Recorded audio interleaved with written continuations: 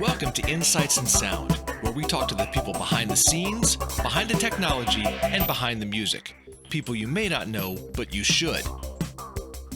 And please check out getitInwriting.net/shows for a full list of our podcast YouTube series. My guest is Richard Factor.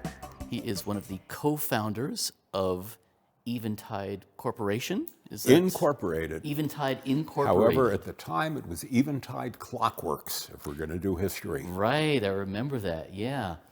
Before we get into even that, let's get into a little bit of your background prior to that, because it is relevant. You started out in broadcast, and then you went over to defense, and then... Yeah, that's an interesting path, isn't it?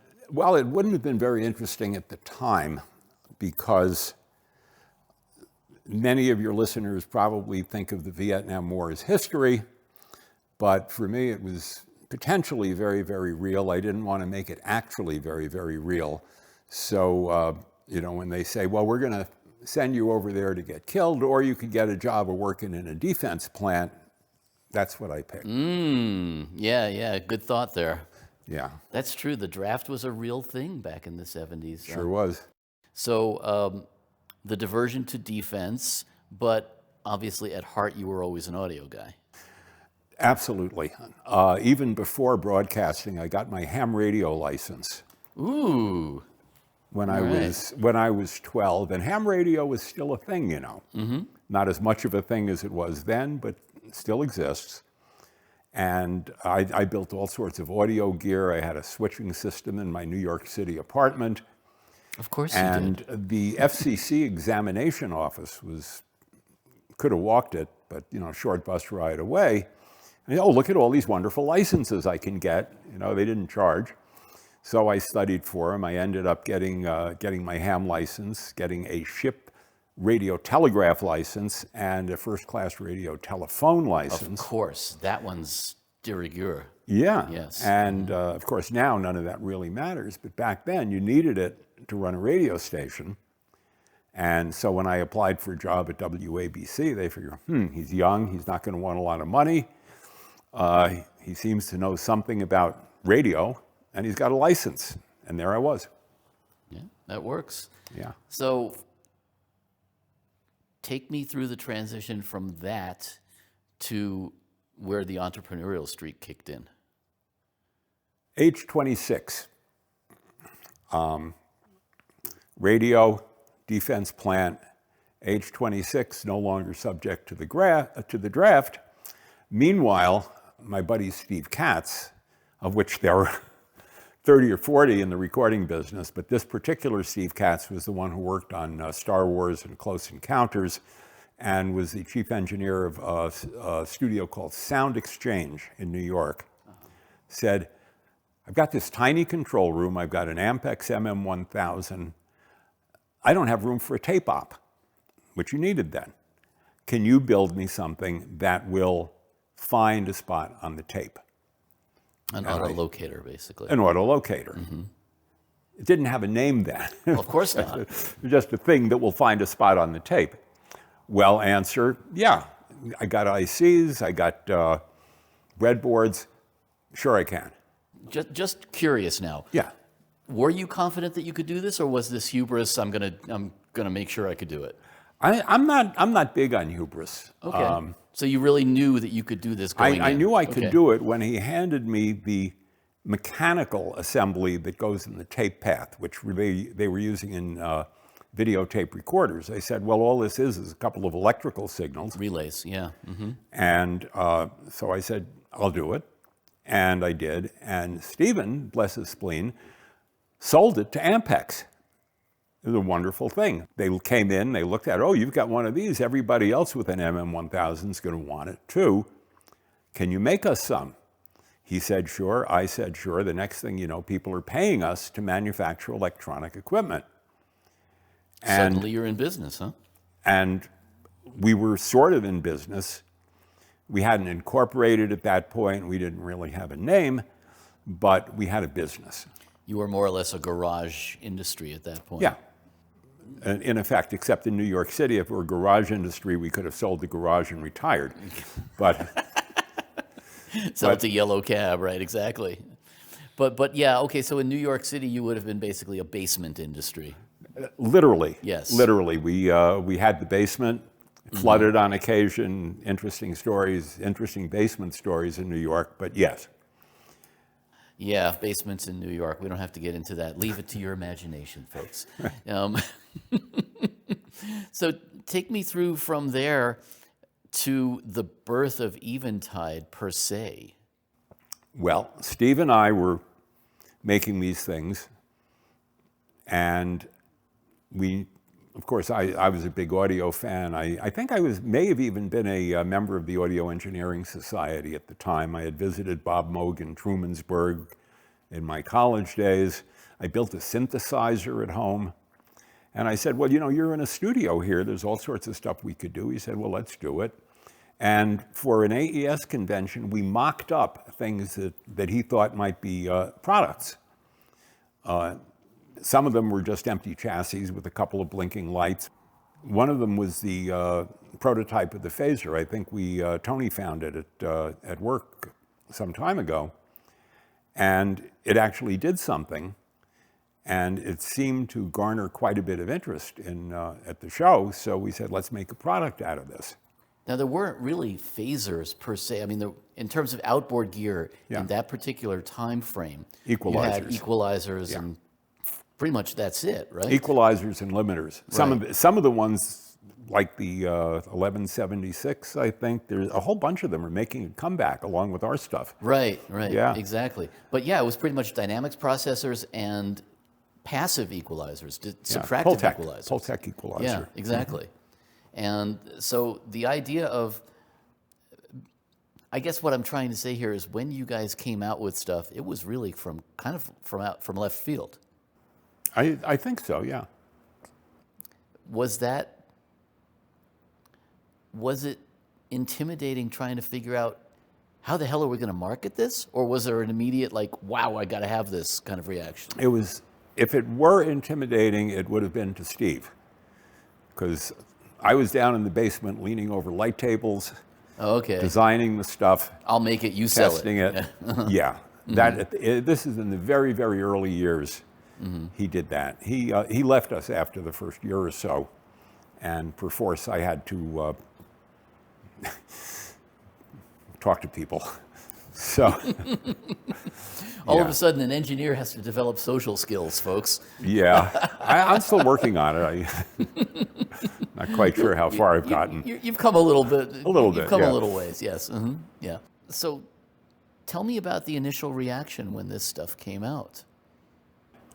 When the phaser was introduced. People loved it. We were literally in the middle of the New York recording scene. We were on 54th Street and 8th Avenue, surrounded by I think Howard Media Schwartz right near Sound. there, and, he was probably around there. I think he was. He was in Media Midtown, I Sound think. record plant, not yet Power Station, but just the whole scene. Right. And just put one under your arm, go over there. What do you think? Hey, this is great. We're not returning it. Which is the best thing you could ever hear. Exactly. And that happened with the delay lines, which was next, and to some extent with the omnipressor, and the instant flanger, which came a couple of years later. It was all great. And the other thing that I think is interesting is that you had kind of parallel tracks going because you had the delay, which was great for broadcast. So you had a finger in broadcast and you had a finger in recording at the same time. Yeah. Which back in those days, those were they were similar but very separate and siloed industries in that sense. Yeah. Well, I was fortunate in that I had worked at WABC and still had buddies there. And you spoke radio. I'm sorry? You spoke radio.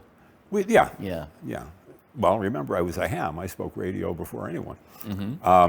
My buddy Bob Deitch, who was still working at WABC at the time as a chief engineer, wanted a profanity reduction or elimination product. And I came up with this method of doing it that didn't require two enormous tape machines, 7 seconds of tape travel apart, but you just press a button and the profanity disappears. And that became a really big seller. That's one of my favorite products. The first thing I ever got a patent on.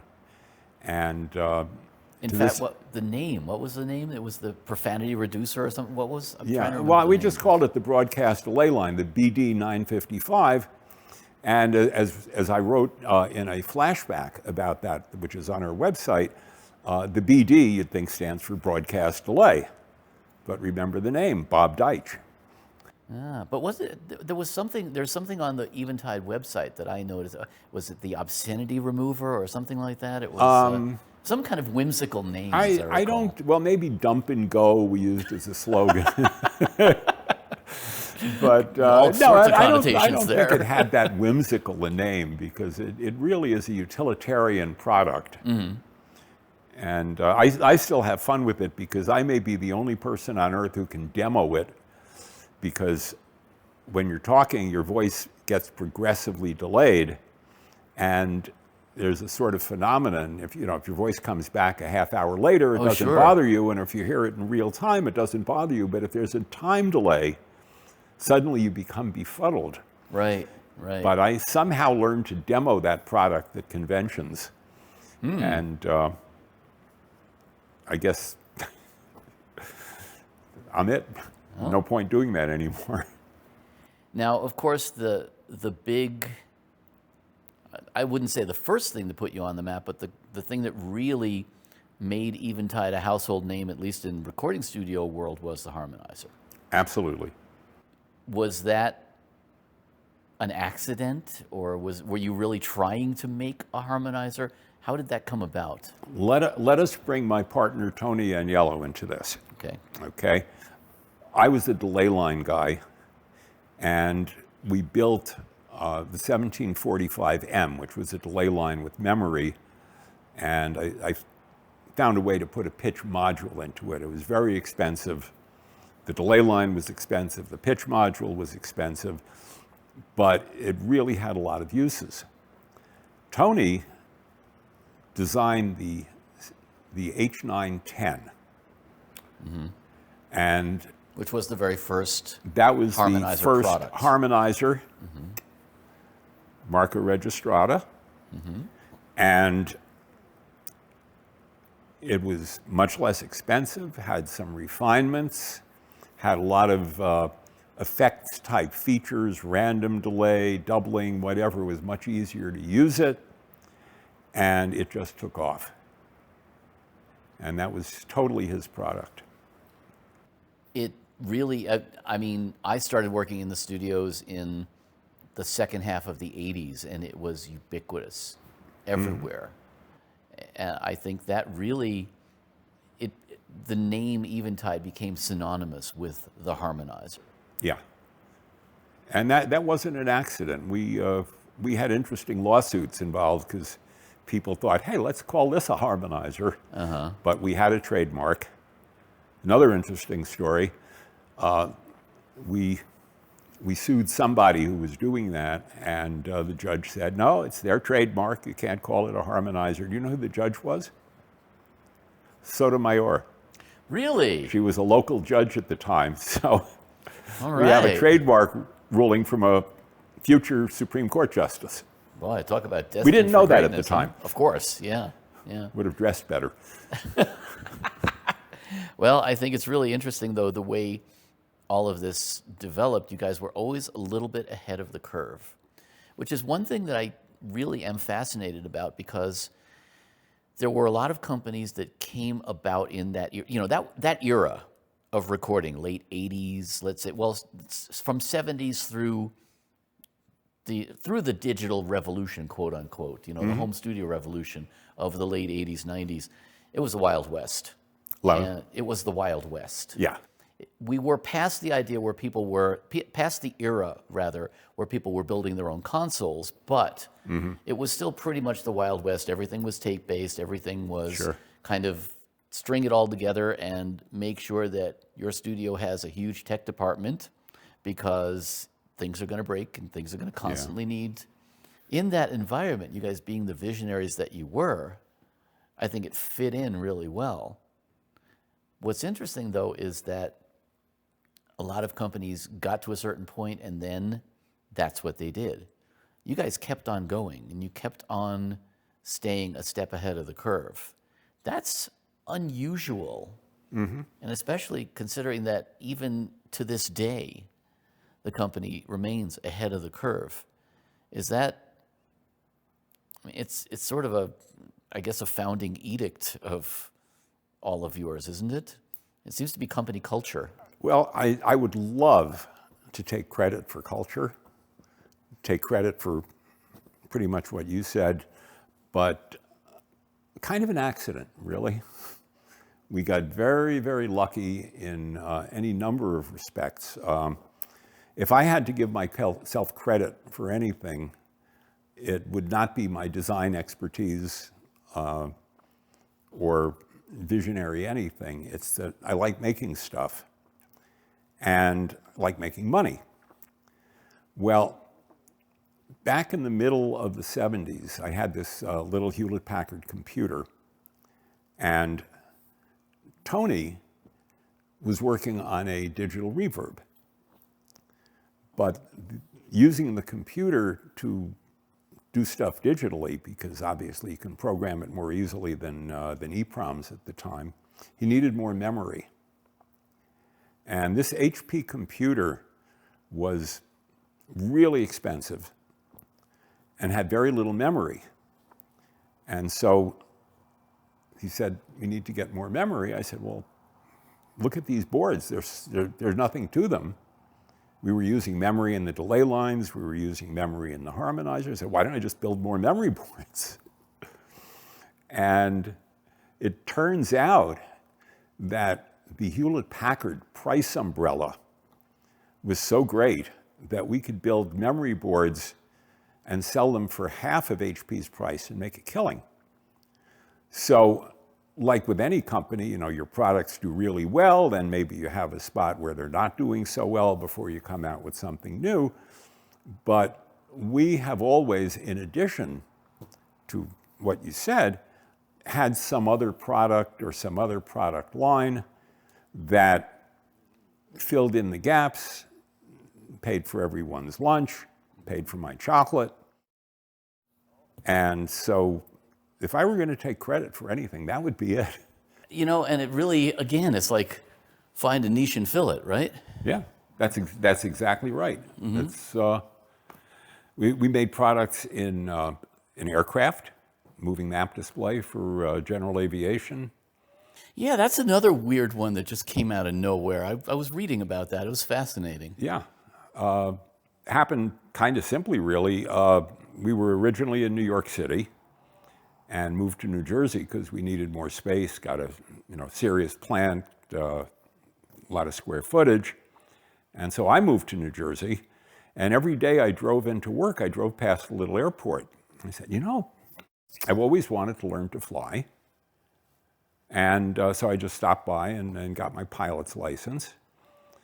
And then I looked at the instrument panel in the airplane. It was kind of primitive stuff. And one day I made a silly pilot mistake. And I thought to myself, I never would have made that mistake if I had a moving map display. You couldn't get one. So we built moving map displays. Wow. And this was well before the advent of GPS and all of that, right?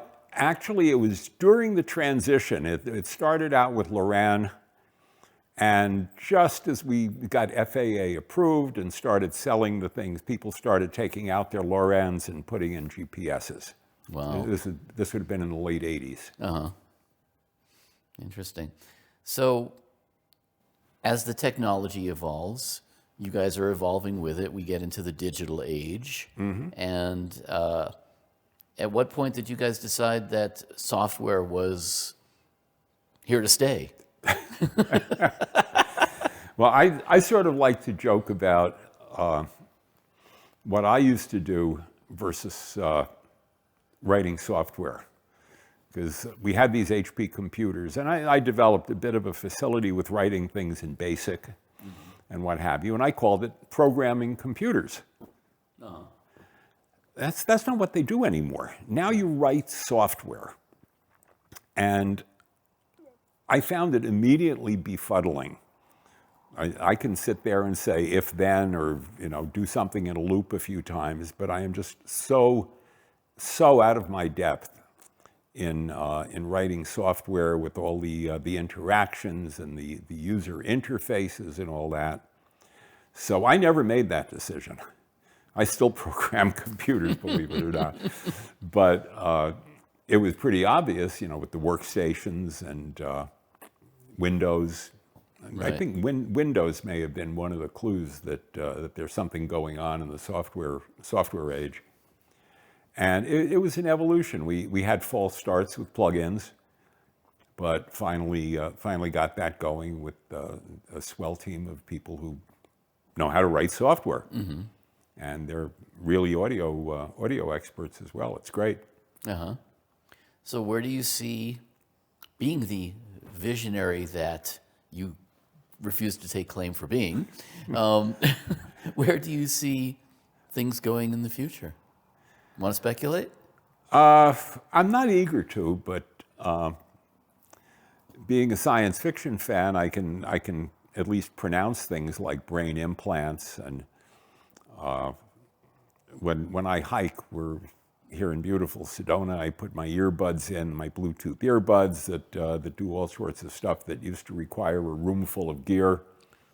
Noise cancellation and stuff like that, right? Yeah, mm-hmm. Yeah. Oh, it's wonderful. You can fly and go back and forth between here and New York, and put on these over-ear earphones that used to cost $1,000. Now they're $100 or so. They sound great. You don't have to listen to the airplane. Mm-hmm. Not that there's anything wrong with airplanes. Of course not. Yeah. But now we have Meta, mm-hmm. what Facebook has turned itself into. Right. And I'm a little too old to spend a lot of time speculating about actually living in a virtual world, but it has a lot of attraction, doesn't it? It does. And yeah, you get yourself a nice IV drip of peanut butter, make sure it's not chunky, that would be bad, and just sit there and have your retina projecting glasses on, and of course, total 3D or 4D sound. And it's all coming. I'm not sure how long it's going to take, because you got fossils like me who are a little bit resistant to it, but sure. But it's happening anyway, and yeah. People are remixing in immersive now, and yeah. binaural audio, and of course, as you say, all the VR stuff as well. So it's here whether we want to or not. Yeah, I'm not against it. I think it would be fun.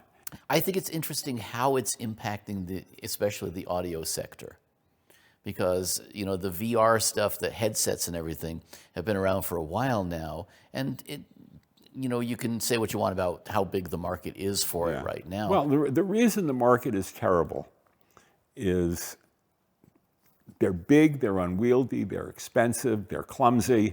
Mm-hmm.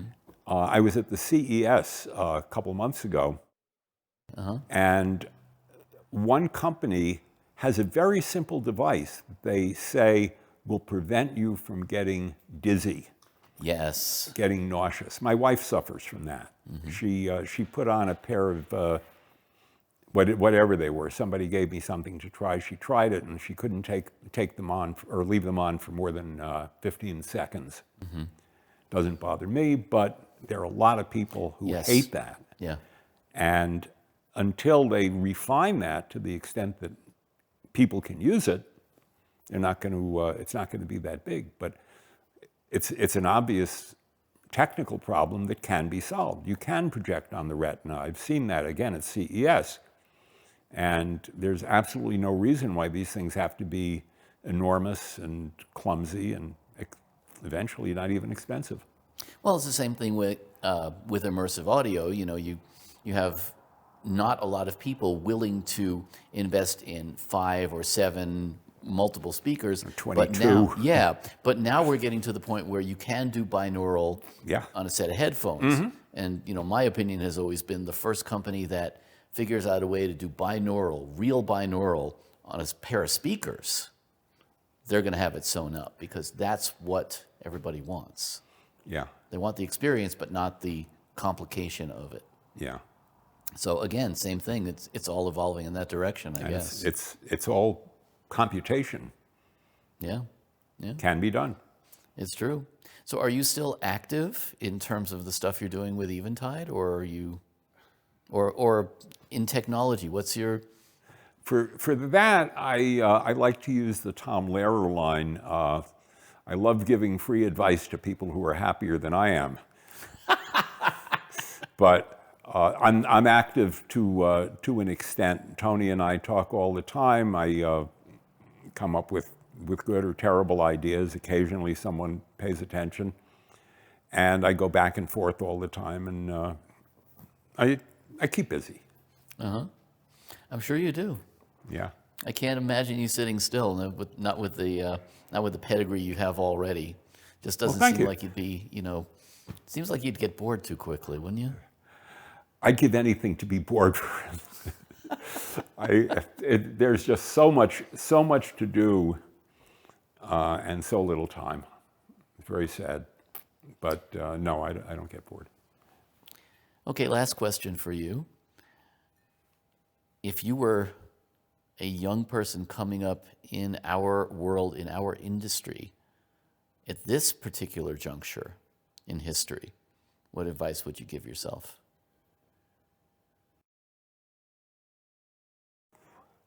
Be a good communicator, maybe. Learn basics of science and physics and physics. Physics is good. You can infer a lot of things. Things make sense to you. Try to think rationally about things rather than emotionally. And I think one bit of advice that has worked really, really well for me is that I never let my classwork interfere with my education. That's pretty much it. It's pretty timeless advice, actually. Would apply just as much when you were growing up as it does now. Yeah. Yeah. Richard Factor, thank you for being my guest. Daniel, my pleasure. Hey, I'm Daniel Keller. Don't forget to hit the subscribe button and join us each week for Insights in Sound.